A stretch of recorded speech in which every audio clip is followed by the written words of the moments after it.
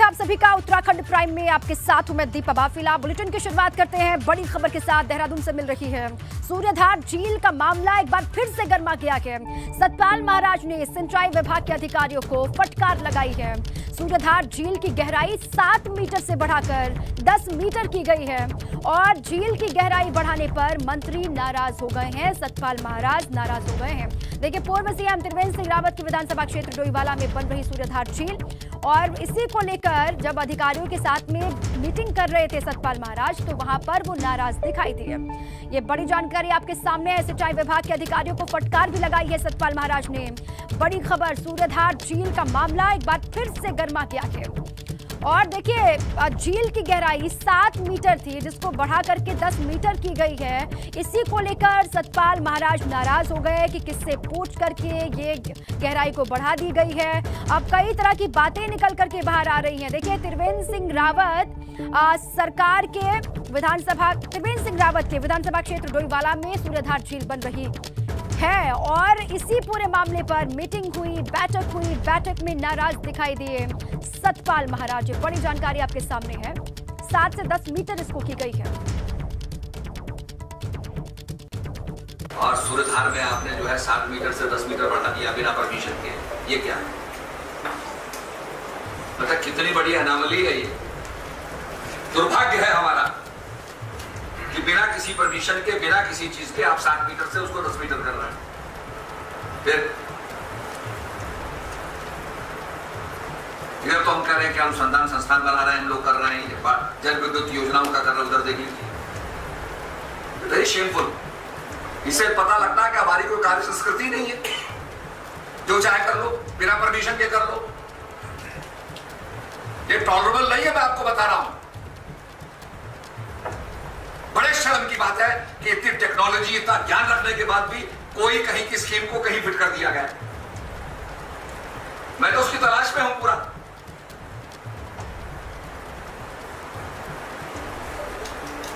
बहुत दुखद घटना है ये। चलिए, और सूर्यधार में आपने जो है 7 मीटर से 10 मीटर बढ़ा दिया बिना परमिशन के। यात्रा की पूरी तैयारी हो चुकी है और इस समय बिल्कुल हमारे सारे अधिकारी जो हैं बिल्कुल चौकन्ने हैं और सारी हमारी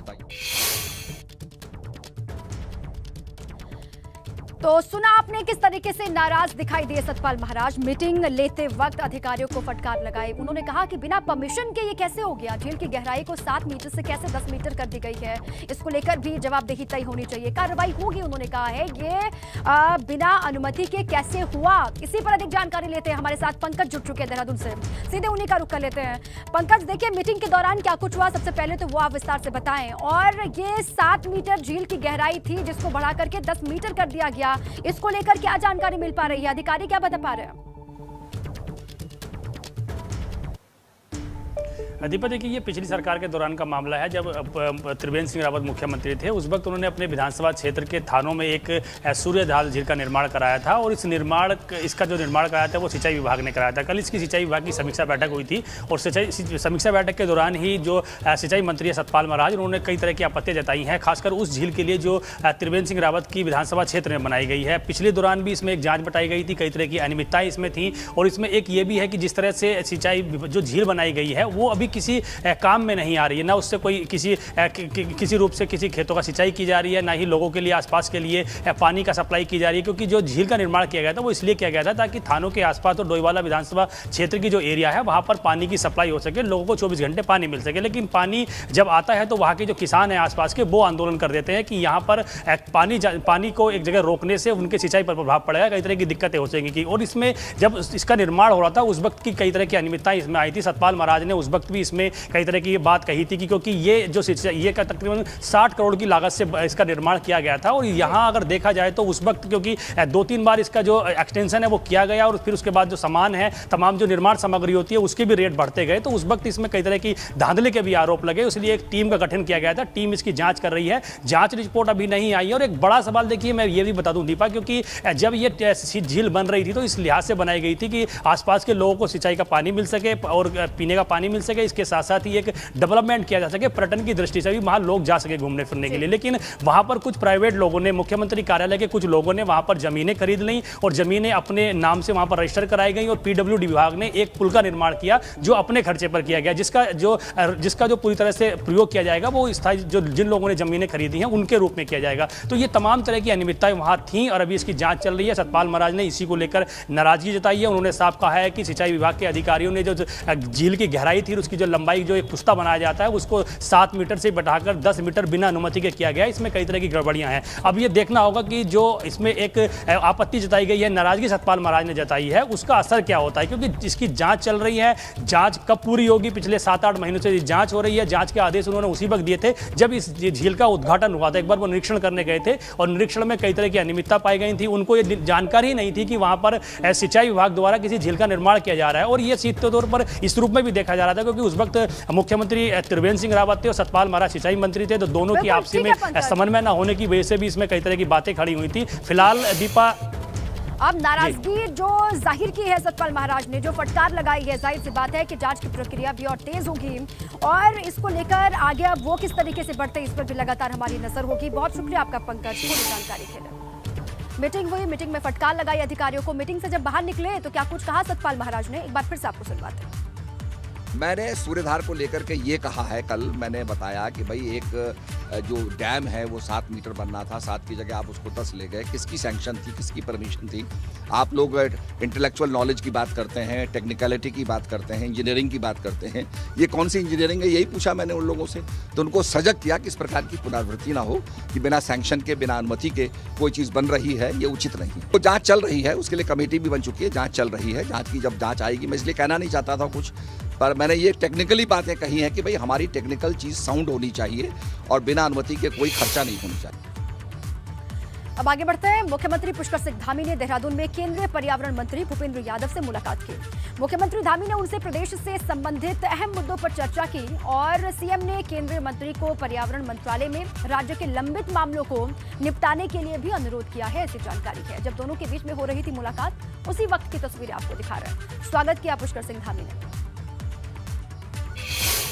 हमारा जो राज्य है, यहाँ पर वन विभाग से संबंधित बहुत सारे काम होते हैं और वन विभाग के कारण से, उनकी एनओसी नहीं होने के कारण से और बहुत विलम्ब भी हो जाता है। तो आज हमने माननीय मंत्री भूपेंद्र यादव जी से उनसे अनुरोध किया है कि हमारे यहाँ के जो भी वन विभाग से रुके हुए काम हैं, भारत सरकार के स्तर पर जो हमको एनओसी मिलनी है, जिनमें क्लियरेंस होना है, उन सभी पर वो क्लियरेंस करवा दें।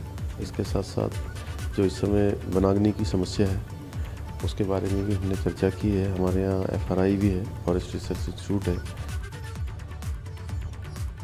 जिम कॉर्बेट के अधिकारी को निलंबित करने के मामले को लेकर प्रमुख सचिव वन RK सुधांशु दिल्ली पहुंचे हुए हैं। RK सुधांशु वन मंत्रालय में जिम कॉर्बेट की रिपोर्ट को रखेंगे और सुधांशु के साथ ही 2 और अधिकारी भी दिल्ली पहुंचे हुए हैं।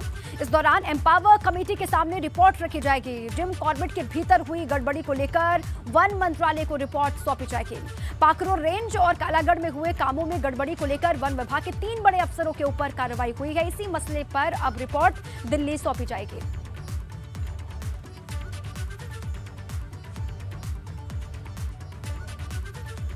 वन विभाग के 3 बड़े अफसरों पर हुई कार्रवाई को लेकर वन मंत्री सुबोध उनियाल ने कहा है कि प्रदेश में करप्शन को किसी भी कीमत पर बर्दाश्त नहीं किया जाएगा।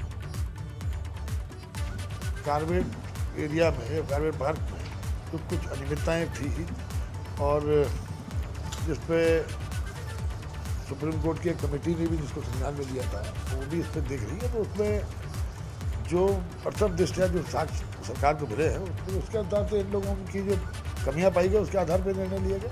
और भविष्य में भी अगर कोई इस तरह का इरेगुलरिटीज होंगी और या करप्शन के केसेज आएंगे तो निश्चित रूप से सख्त कार्रवाई की जाएगी। और इसी बीच बड़ी खबर है, राजधानी देहरादून में बढ़ रही है लगातार लूट की घटनाएं। महिला सशक्तिकरण मंत्री रेखा आर्य ने मांगी डीजीपी अशोक कुमार से रिपोर्ट और डीजीपी ने घटना की जानकारी मंत्री रेखा आर्य को दी है। ये ऐसी खबर है, कल देहरादून में बाइक सवार लुटेरों ने 5 वारदातों को अंजाम दिया था, जिसके बाद से कई सवाल भी खड़े हुए थे।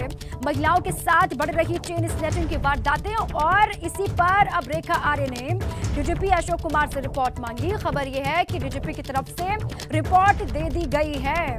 अब लगातार जिस तरीके से मामले बढ़ रहे हैं, तमाम वारदातें बढ़ रही हैं, घटनाएं बढ़ रही हैं, इसको लेकर लोगों में भी गुस्सा है।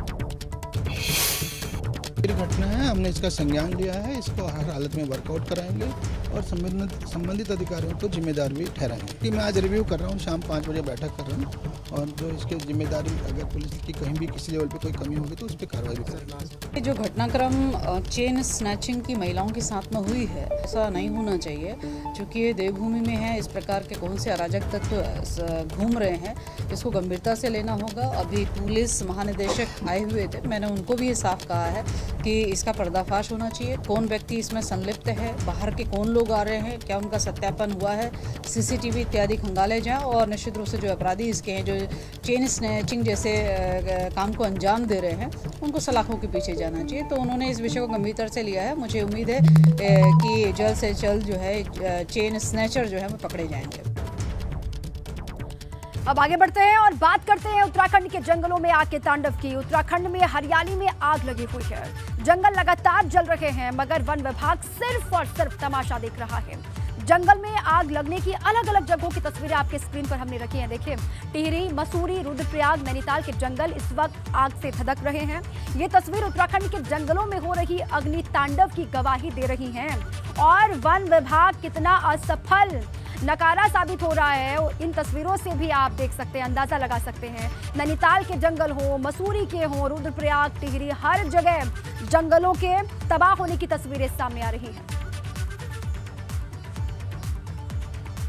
फायर सीजन से पहले वन विभाग ने दावा किया था कि जंगल की आग को बुझाने के लिए उसने पूरी एक्सरसाइज कर ली है, मगर प्रदेश में जिस तरह के हालात अभी बने हुए हैं, उसे देखकर ये साफ है कि वन विभाग सिर्फ और सिर्फ हवाई बातें कर रहा था।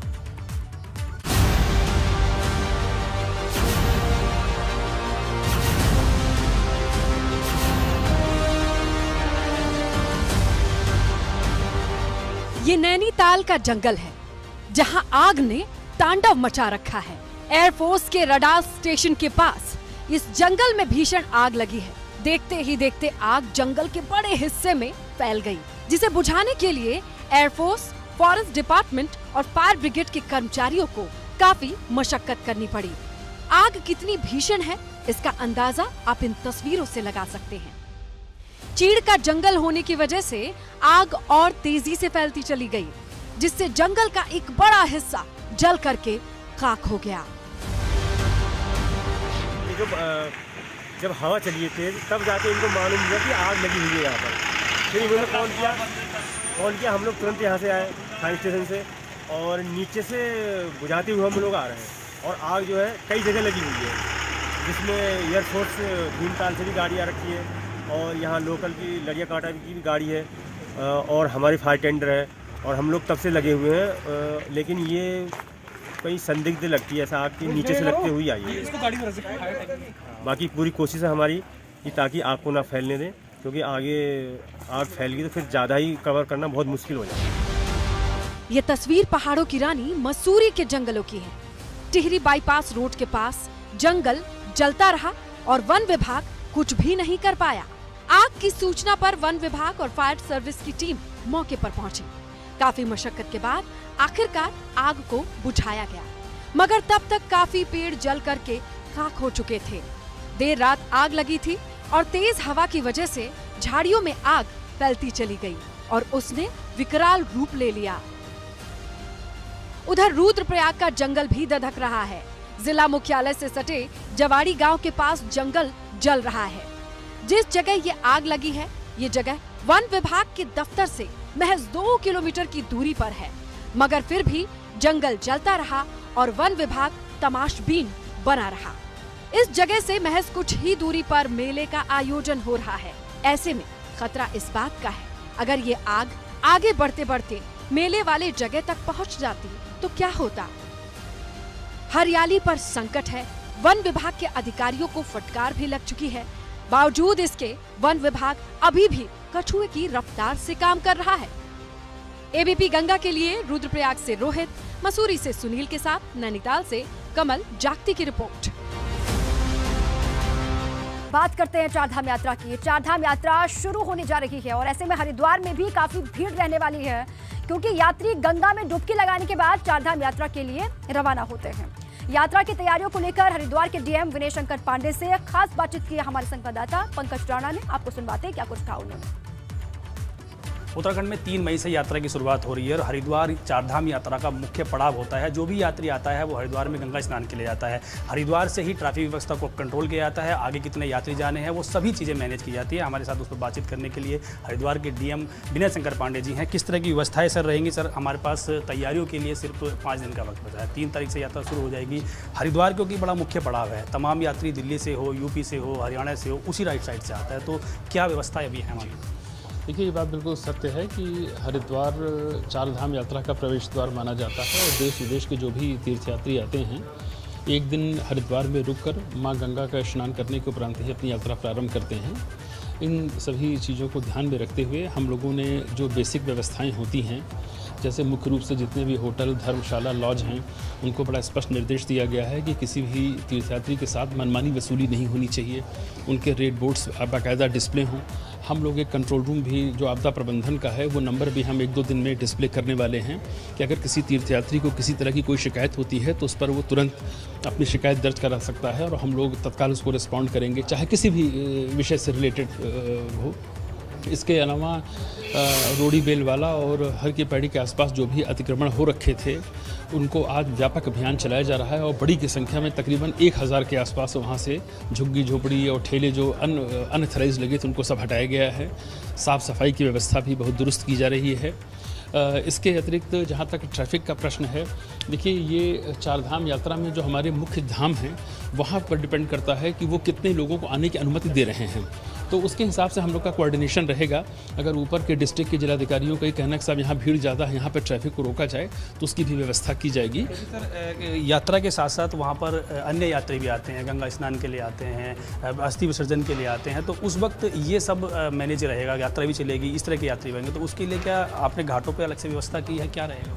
देखिए, हमारे यहाँ पर ट्रैफिक का चूँकि पूरा बैरागी कैंप का इलाका, पंचद्वीप, हमारे यहाँ पार्किंग की कोई ऐसा इशू नहीं है और जो यात्री हमारे गंगा स्नान के लिए लोकल लेवल पर आते हैं या अस्थि विसर्जन के लिए आते हैं, उनकी आमतौर पर यात्रा 1 दिन की होती है। मॉर्निंग में आए वो बाई रोड अपना और करने के बाद वो शाम तक वापस चले जाते हैं। तो और उसके लिए जैसे सती कुंड, सब अलग अलग व्यवस्थाएं हो रखी हैं। तो ट्रैफिक मैनेजमेंट उतना बड़ा इशू नहीं हमारे लिए, क्योंकि ये आप कुंभ से तुलना करें या कांवड़ से करें तो उससे थोड़ा डिफरेंट है, क्योंकि ये फ्लोइंग ट्रैफिक होता है, आ रहा है सीधे फिर आगे के लिए प्रस्थान कर गया है। समस्या होती है जब कोई 2-3 दिन के लिए स्टक हो जाए पूरी ट्रैफिक, तब दिक्कत होती है, तो वो हम लोग सब मैनेज कर लें। मैंने उनको ये निर्देशित किया है कि आप 10 से 15 रूट फिक्स करिए पूरे शहर में, जहाँ पर एक रूट पर 75 से 100, इससे ज़्यादा ऑटो ना हो और इनकी कमाई पर भी प्रभाव ना पड़े। इसको रोटेशन व्यवस्था करिए कि अगर कोई एक शिवालिक नगर से BHL के बीच 1 हफ्ते चला चुका है तो उसको फिर मौका दीजिए कि आप वो अपना रूट चेंज करके यहाँ आ जाए। तो वो सिस्टम बनाया जा रहा है और हम लोग उम्मीद करते हैं कि यात्रा प्रारंभ होने के पूर्व ये व्यवस्था लागू कर दी जाएगी। ये बात सर, ABP गंगा के साथ बातचीत करने के लिए आप थे हरिद्वार के डीएम विनय शंकर पांडे जी, जो चारधाम यात्रा के लिए हर तरह की व्यवस्थाएं मुकम्मल उन्होंने कर दी हैं, क्योंकि हरिद्वार एक ऐसा महत्वपूर्ण पड़ाव है जहाँ पर चारधाम यात्रा से तमाम यात्री आते हैं, गंगा स्नान करते हैं, ठहरते हैं, उसके बाद आगे की यात्रा शुरू करते हैं। तो ऐसे में हरिद्वार में हर तरह की व्यवस्था को दुरुस्त करना एक चुनौती होती है, लेकिन फिलहाल डीएम का ये कहना है कि वहाँ पर सभी तरह की व्यवस्थाएं मुकम्मल कर दी गई हैं और यात्रा का इंतजार किया जा रहा है। देहरादून से अपने सहयोगी मनवर के साथ पंकज राणा, ABP।